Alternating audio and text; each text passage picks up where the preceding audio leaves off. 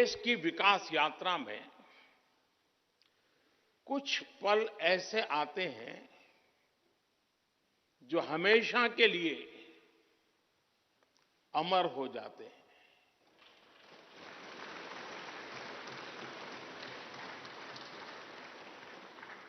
कुछ तारीखें समय के ललाट पर इतिहास का अमिट हस्ताक्षर बन जाती है।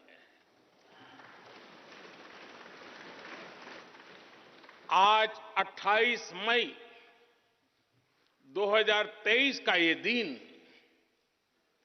ऐसा ही शुभ अवसर है।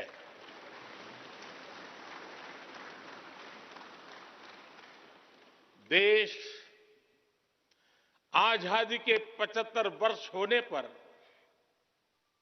अमृत महोत्सव मना रहा है।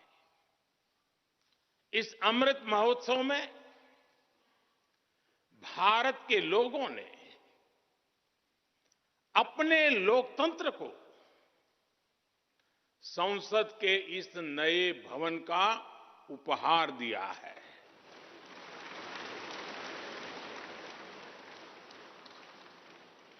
आज सुबह ही संसद भवन परिसर में सर्वपंथ प्रार्थना हुई है।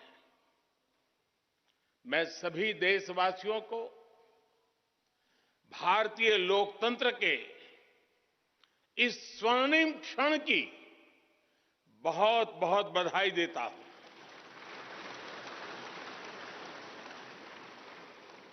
साथियों, ये सिर्फ एक भवन नहीं है, ये 140 करोड़ भारतवासियों की आकांक्षाओं और सपनों का प्रतिबिंब है।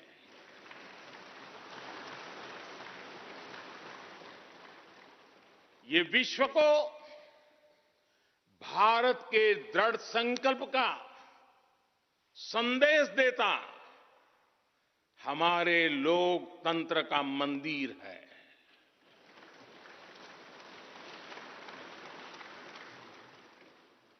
ये नया संसद भवन योजना को यथार्थ से,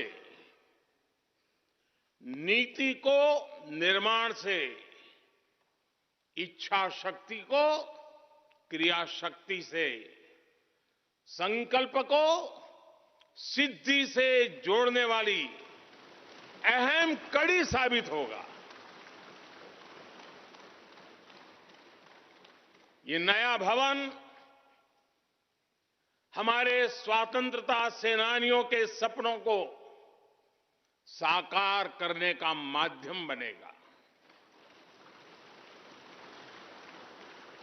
ये नया भवन आत्मनिर्भर भारत के सूर्योदय का साक्षी बनेगा।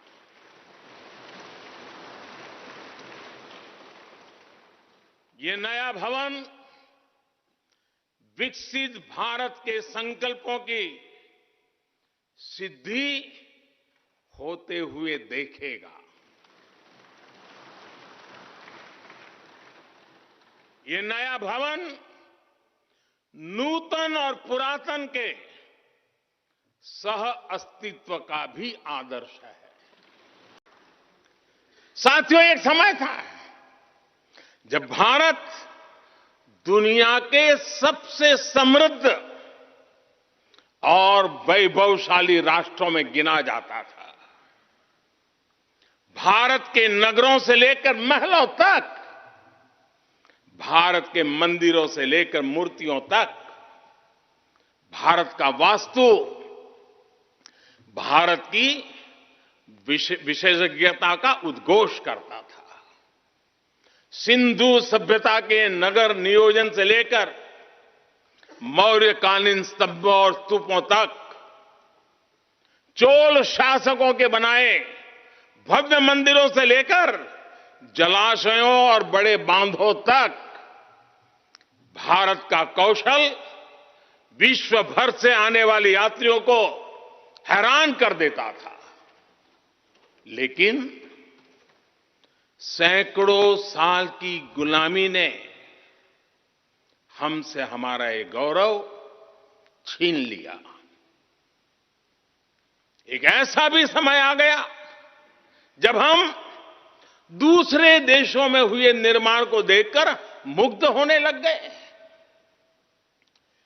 21वीं सदी का नया भारत बुलंद हौसले से भरा हुआ भारत अब गुलामी की उस सोच को पीछे छोड़ रहा है। आज भारत प्राचीन कला की उस गौरवशाली धारा को एक बार फिर अपनी तरफ मोड़ रहा है और संसद की ये नई इमारत इस प्रयास का जीवंत प्रतीक बनी है। आज नए संसद भवन को देखकर हर भारतीय गौरव से भरा हुआ है। इस भवन में विरासत भी है, वास्तु भी है, इसमें कला भी है, कौशल भी है, इसमें संस्कृति भी है और संविधान के स्वर भी है। आप देख रहे हैं कि लोकसभा का आंतरिक हिस्सा, यहां भी देखिए, यहां भी देखिए, राष्ट्रीय पक्षी मोर पर आधारित है। राज्यसभा का आंतरिक हिस्सा राष्ट्रीय फूल कमल पर आधारित है और संसद के प्रांगण में हमारा राष्ट्रीय वृक्ष बरगद भी है। हमारे देश के अलग अलग हिस्सों की जो विविधता है, इस नए भवन ने उन सबको समाहित किया है। इसमें राजस्थान से लाए गए ग्रेनाइट और बलुआ पत्थर लगाए गए हैं। ये जो लकड़ी का काम आप देख रहे हैं ना, वो महाराष्ट्र से आई है। यूपी में भदोही के कारीगरों ने इसके लिए अपने हाथ से कालीनों को बुना है। एक तरह से इस भवन के कण कण में हमें एक भारत श्रेष्ठ भारत की भावना के दर्शन। साथियों, भारत एक लोकतांत्रिक राष्ट्र ही नहीं बल्कि लोकतंत्र की जननी भी है, मदर ऑफ डेमोक्रेसी भी है। भारत आज वैश्विक लोकतंत्र का भी बहुत बड़ा आधार है। लोकतंत्र हमारे लिए सिर्फ एक व्यवस्था नहीं, एक संस्कार है, एक विचार है, एक परंपरा है। हमारे वेद हमें सभाओं और समितियों के लोकतांत्रिक आदर्श सिखाते हैं। महाभारत जैसे ग्रंथों में गणों और गणतंत्रों की व्यवस्था का उल्लेख मिलता है। हमने वैशाली जैसे गणतंत्रों को जीकर दिखाया है। हमने भगवान बसवेश्वर के अनुभव मंटपा को अपना गौरव माना है। तमिलनाडु में मिला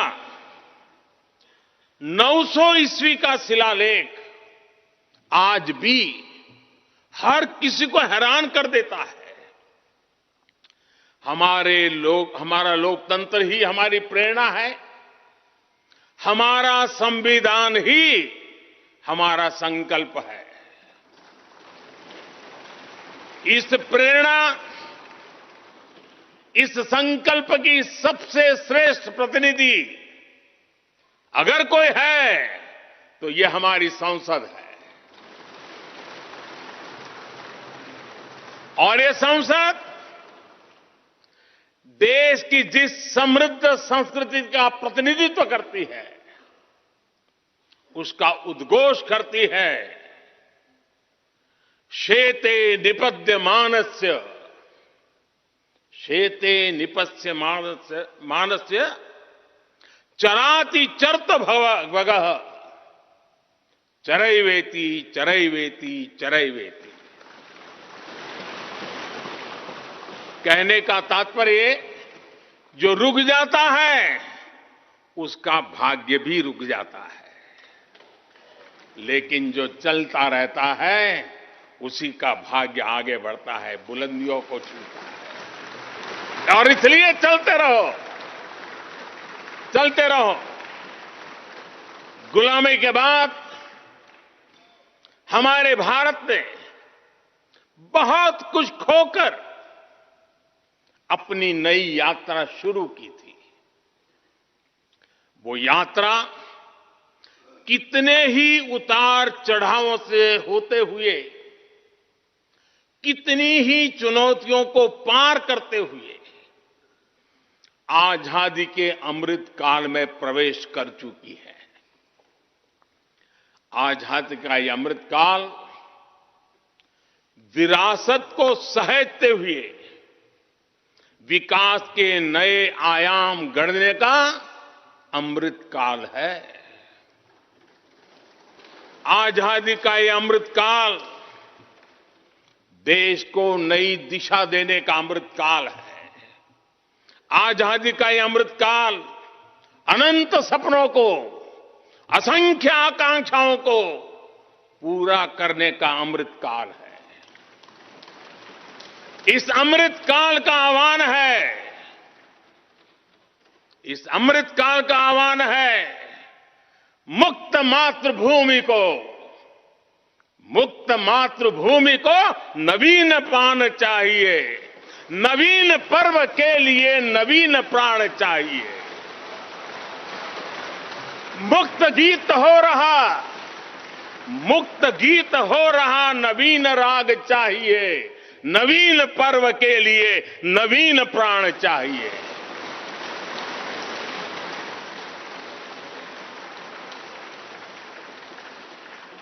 और इसलिए भारत के भविष्य को उज्जवल बनाने वाली इस कार्यस्थली को भी उतना ही नवीन होना चाहिए,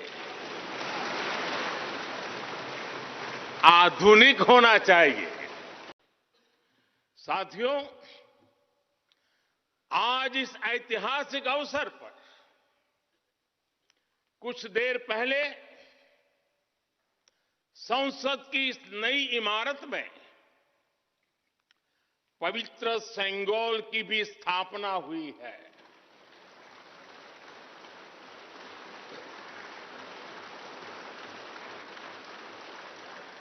महान चोल साम्राज्य में सेंगोल को कर्तव्य पथ का, सेवा पथ का,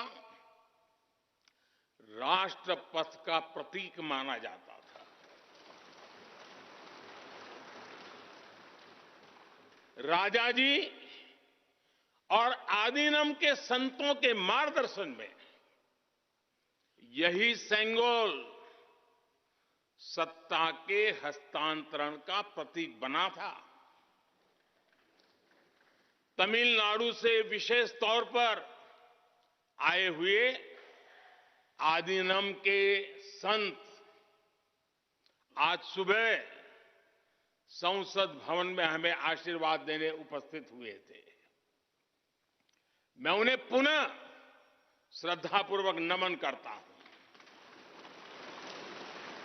उनके ही मार्गदर्शन में लोकसभा में ये पवित्र सेंगोल स्थापित हुआ है।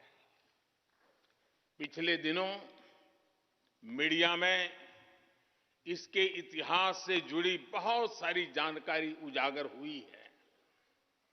मैं इसके विस्तार में नहीं जाना चाहता हूं, लेकिन मैं मानता हूं